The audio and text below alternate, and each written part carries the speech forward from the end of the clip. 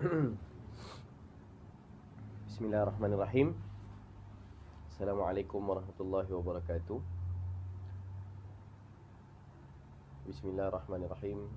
Alhamdulillahi rabbil alamin, wassalatu wassalamu ala asyrafil anbiya'i wal mursalin, Sayyidina Muhammadin wa ala alihi wa sahbihi ajma'in.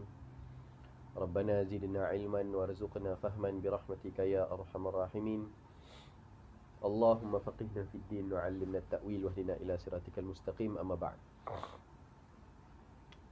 Alhamdulillah, syukur pada Allah Ta'ala dapat sekali lagi bersama-sama kita pada pagi ini. Dan pagi ini minggu yang ketiga dalam siri kapsul 15 minit. Pada hari ini saya bersiaran secara langsung daripada Teluk Intan. Daripada Teluk Intan.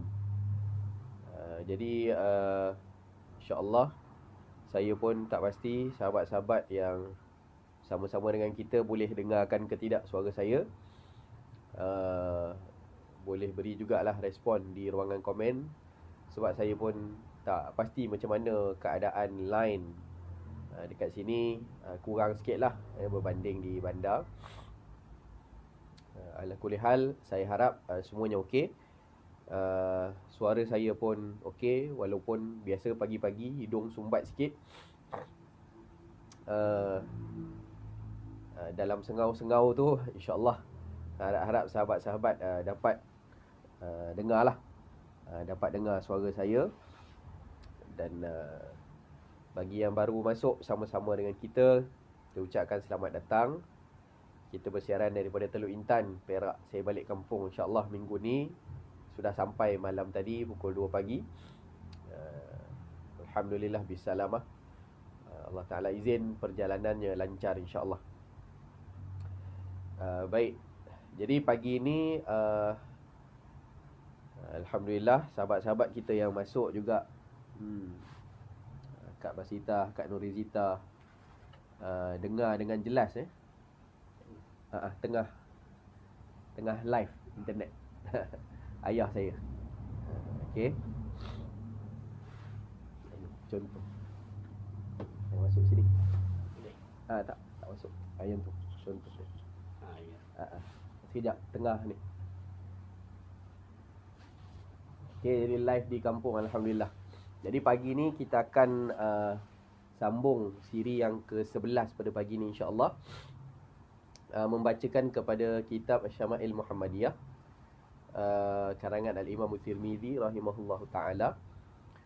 Wa nafa'ana bihi wa bi'ulumihi fid dharaini amin. Masih lagi berkisar sekitar bab fizikal baginda Rasul sallallahu alaihi wasallam, dan kita ada dalam part yang ketiga lah insya-Allah, untuk kita bacakan hadis yang ke-8, bahagian yang ketiga insya-Allah.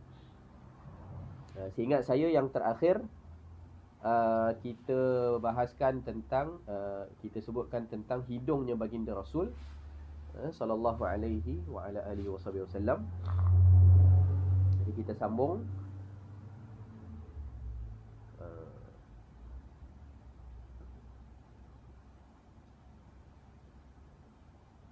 Okey.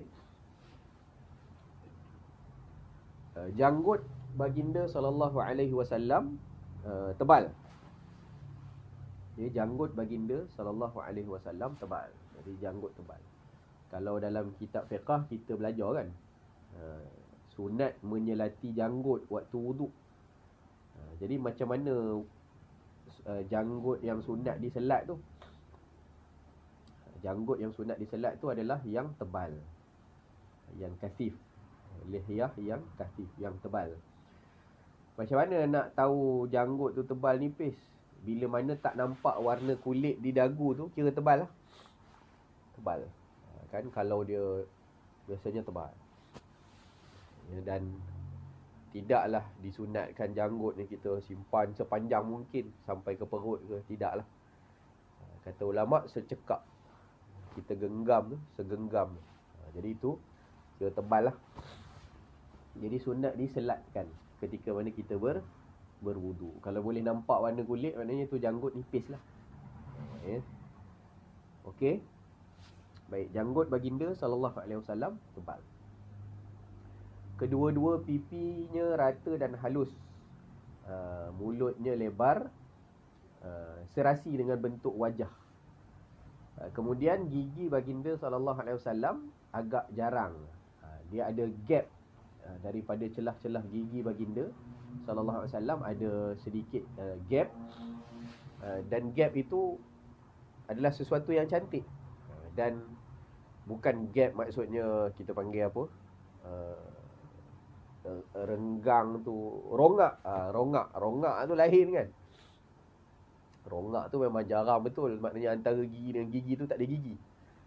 Kan ini, kalau kita tengok hatta dalam orang yang pergi pada pusat-pusat kecantikan gigi, mereka buat. Mereka hatta minta untuk buat gap pada gigi. Baginda SAW secara penciptaan Allah Ta'ala pada diri baginda sudah dijarakkan. Dan dalam hadis yang lain disebutkan, ketika mana baginda SAW berbicara dengan kami, kata sahabat, terlihat cahaya keluar daripada celah giginya baginda SAW. Seri sungguh. Seri sungguh. Kalau kita jadi orang kaya lah, kan, banyak gigi mah. Banyak gigi mah. Maksud gigi mah tu adalah bukan kita buat gigi mah. Malas gosok gigi. Malas gosok gigi, jadi gigi jadi kuning. Jadi banyak gigi emas lah. Baginda Nabi SAW putih berseri, dan ada jarak di antara gigi itu dengan jarak yang cantik, mencantikkan lagi seri wajah baginda SAW. Yang ada kitab muka surat 6, ya, kat Basitah muka surat 6. Okey. Baik. Kemudian bulu dadanya halus, lehernya tulus, senang dilihat dan putih.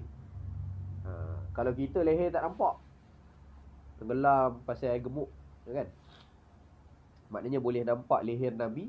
Dan leher Nabi tu bukan macam leher kita. Leher kita berdaki, kan? Maknanya kalau putih pun berdaki, ya, nampak buruknya. Tapi putih, tulus, bersih, itulah lehernya baginda sallallahu alaihi wasallam. Ya, nampak, boleh nampak lehernya, kerana badannya sasa. Tubuh badannya berisi, sedang-sedang. Perut dan dadanya rata, selari atau sejajar. Ini kita pernah sebut, ya, sawa'us sadri wal batni. Perut dan dada sejajar. Maksudnya apa? Maksud badan fit lah. Kalau mandi, air tu jatuh terus ke bawah. Kalau kita mandi ada waterfall, air jatuh sampai sini. Sampai sini dia pecah dua, turun jadi waterfall. Sebab apa? Sebab perut boroi. Jadi Nabi SAW tidak boroi. Tidak boroi.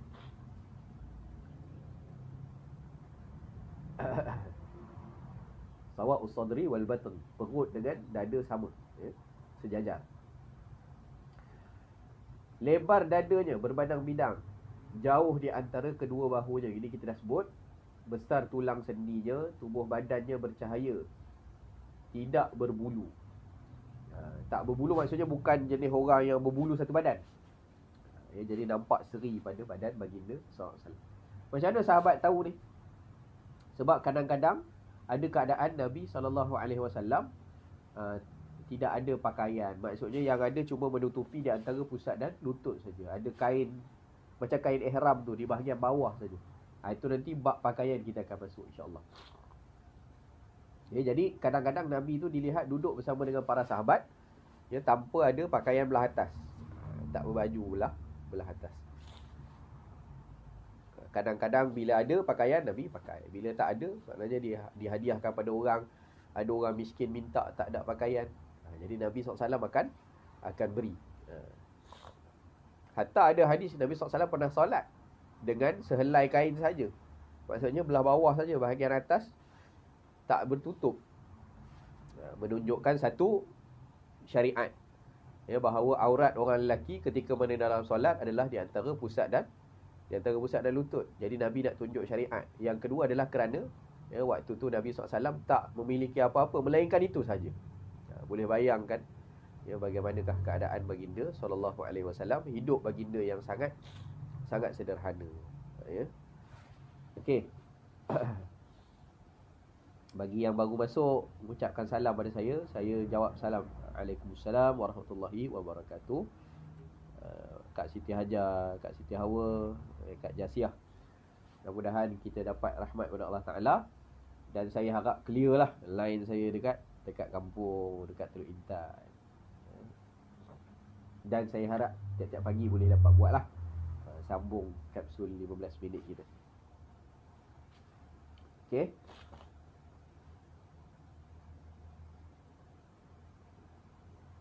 Kemudian besar tulang sendi. Okey, terdapat bulu-bulu halus walaupun badan baginda tidaklah berbulu banyak. Ada orang meriah kan bulu kat badan dia. Meriah. Daripada tangan naik ke muka dengan jambang dan misai apa semua. Kemudian dada pun penuh bulu. Kemudian ada orang banyak. Tak tahulah kan, ada orang kata. Tak tahulah sejauh mana kebenaran dia. Tak pernah pula saya kaji kan. Orang banyak bulu ni, dia daripada apa namanya, kan Nabi Adam tu kan diciptakan daripada tanah yang dicampur-campur. Kan ada tanah liat, ada tanah gambut, ada beberapa jenis tanah kan, adunan ataupun acuan. Jadi yang belah orang yang banyak bulu di badan ni, mungkin dia ambil adunan dia tu banyak, dia punya apa nama, peratusan tu diambil daripada tanah yang berumput. Wallahualam, saya pernah dengar lah, tapi tak tahulah ambil daripada kitab mana. Allahualam. Kan cakap-cakap orang, kita pun tak pasti kebenarannya, tapi saya pun cakap je lah. Kan, jadi tanah berumput lah mungkin yang banyak bulu tu. Jadi baginda SAW tidak begitu, cuma ada bulu. Bulu dada tu ada. Tapi macam mana? Dia halus saja, terdapat bulu-bulu halus daripada dada sampai ke pusat. Ada sikit di bahagian atas ni, kemudian ada halus sampai ke pusat. Biasanya ada lekuk sikit kan badan kita. Dada kita ni ada lekuk sikit di tengah tu, di bahagian itulah, tengah tu. Serilah badan.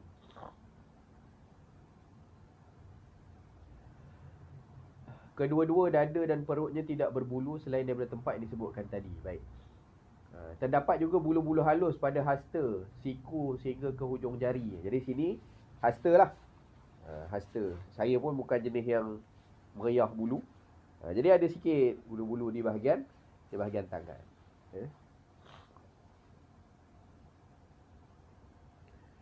Jadi tujuan apa bulu-bulu ni? Sebab di bulu-bulu ni ada rongga peluh kita kan. Jadi badan kita nak untuk sihat, dia mesti keluar dia punya peluh dia. Jadi di rongga-rongga itulah maknanya tumbuhnya bulu-bulu yang halus. Allahualam, kalau ada orang-orang yang pakar boleh betulkan lah dalam bab itu. Baik. Apa tadi? Pada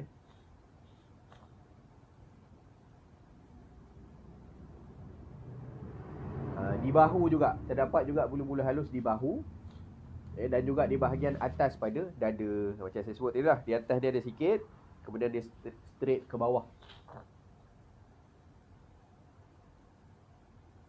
Panjang pergelangan tangannya sesuai dengan badan lah. Tebal berisi kedua telapak tangan dan juga kedua telapak kaki. Ini pun kita dah sebut. Sebab badan dah fit, takkanlah tulang nampak, tangan nampak tulang, kaki nampak tengkorak kan. Panjang jari jemarinya. Lengkungan telapak kakinya tidak menampal ke tanah ataupun menempel ke tanah. Kedua-dua tumitnya halus, licin sehingga tidak terkena air. Okey. Jadi macam mana kaki tak menampal tanah ni terbang? Maksudnya macam ni. Maksudnya menyeret. Baginda SAW tidak jalan menyeret. Kita menyeret ni apa, ada kesan psikologi dia lah. Orang jalan menyeret ni sama ada dia tak ada semangat, dia hilang semangat, ataupun dia malas, ataupun dia kurang bermotivasi. Dia jalan menyeret, maknanya macam malas jalan pelan gitu menyeret. Jadi baginda SAW jalan macam mana? Apabila berjalan, baginda SAW akan berjalan dengan mengangkat kakinya. Jadi Nabi akan, maknanya langkahnya jelas, confident, langkahnya jitu, bersemangat. Jadi kita pun jangan jalan menyeret lah. Kan dia tunjuk kita, kalau kita tak ada mood ke apa ke, dia malas lah, dipaksa orang ke pergi ke sesuatu tempat, nanti dia berjalan malas lah. Ya. Jadi baginda SAW langkahnya jitu. Ya. Apabila baginda SAW berjalan, akan sedikit condong ke hadapan dan melangkah dengan tenang. Seakan-akan panjang langkahnya, berjalan dengan cepat. Apabila berjalan, seakan-akan baginda turun daripada tempat yang tinggi ke tempat yang rendah. Dia turun bukit. Macam mana kita turun bukit? Turun bukit kita kawal brek, kan? Tapi kita kalau jalan cepat nampak mengelabah. Nabi SAW kalau jalan cepat tetap dilihat tenang. Tetap dilihat tenang. Macam mana jalan cepat dilihat tenang? Di bawah tu ada sebut.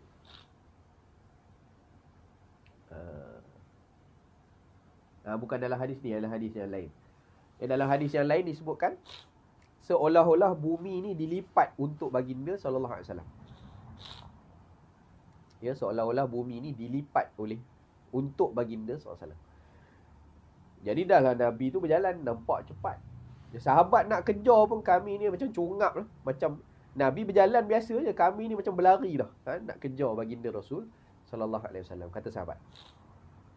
Jadi seolah-olah bumi dilipat, kata guru kami, kalau nak faham, kita ada di airport, ada travel letter ke apa, walker letter kan. Kalau escalator dia naik ke atas. Ini yang dia jalan sama-sama dengan orang. Dekat airport lah biasa kita nampak. Nak bagi perjalanan tu kan panjang, daripada terminal nak pergi ke apa namanya, jalan di airport tu lah kan, nak ke terminal tu. Jadi jalannya panjang, kadang-kadang penat nak berjalan. Jadi kita berdiri di walker letter. Kalau berdiri pun dia akan jalan juga, dan kalau berjalan pun dia akan lagi cepat berjalan. Jadi kalau kita ada 2 orang, kita jalan di atas walker letter, kawan kita jalan tepi walker letter, siapa sampai dulu? Dua-dua berjalan ni, jalan macam biasa. Kalau kita jalan biasa pun, orang sebelah dia macam kena berlari sikit nak kejar kita. Begitu keadaan baginda SAW, jalannya laju. Sahabat kata, kami ni terpaksa mujahadah, maknanya bersungguh sikit berjalan, nak dapat sama dengan Rasul SAW. Seolah-olah bumi tu dilipat. Dan walker letter tu macam tu lah kan, dilipat kan, jadi laju dia. Okey, baik.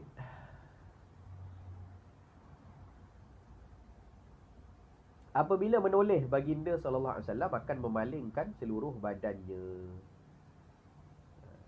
Okey, jadi ini akhlak yang baik. Apabila Nabi menoleh, Nabi akan toleh semua sekali. Ya, satu badan diberikan untuk melihat kepada orang yang memanggil. Ya, bukan lebih kurang lah. Apa dia? Gitu kan. Jadi macam akhlak Quran itulah yang diajarkan. Wala tusair khaddaka linnas wala tamshi fil ardi maraha. Ya, jangan kamu palingkan pipi kamu daripada pandangan manusia. Maksudnya tengah berbicara dengan mereka, cakap dengan orang di depan ni, tapi dia pandang tempat lain, sombong. Jangan berjalan di atas muka bumi dalam keadaan sombong. Jadi itu akhlak Nabi. Bila ada orang panggil, Nabi akan menghadap badan itu kepada beliau. Pandangan mata baginda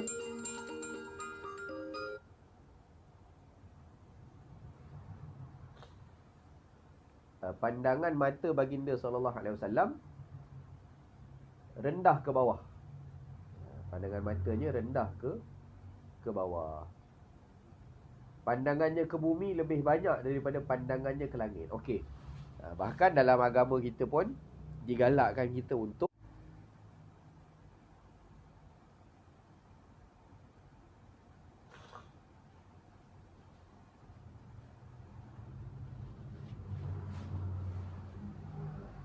sangkut sikit line.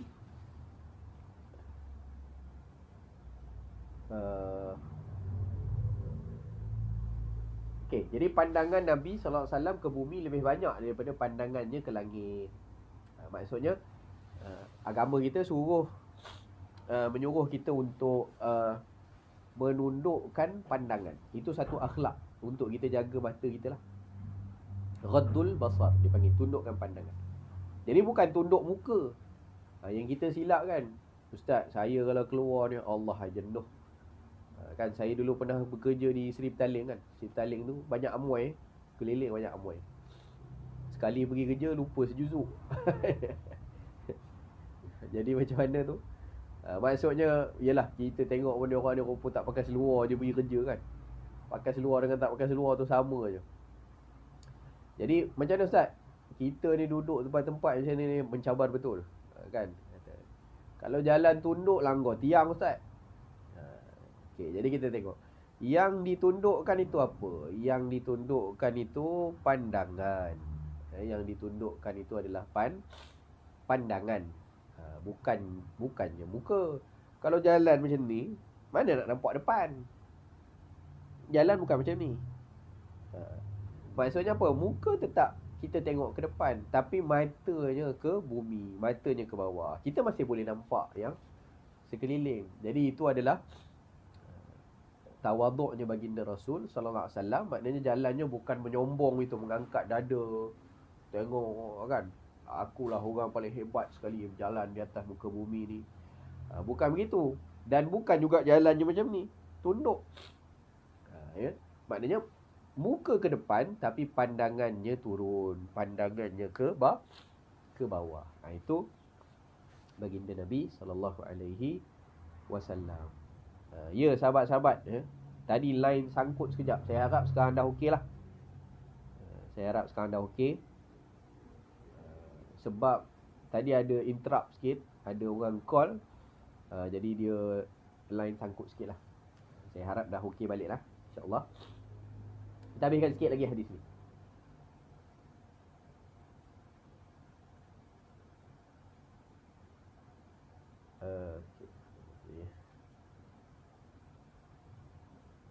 Pandangannya ke bumi lebih banyak daripada pandangan ke langit. Jauh pandangannya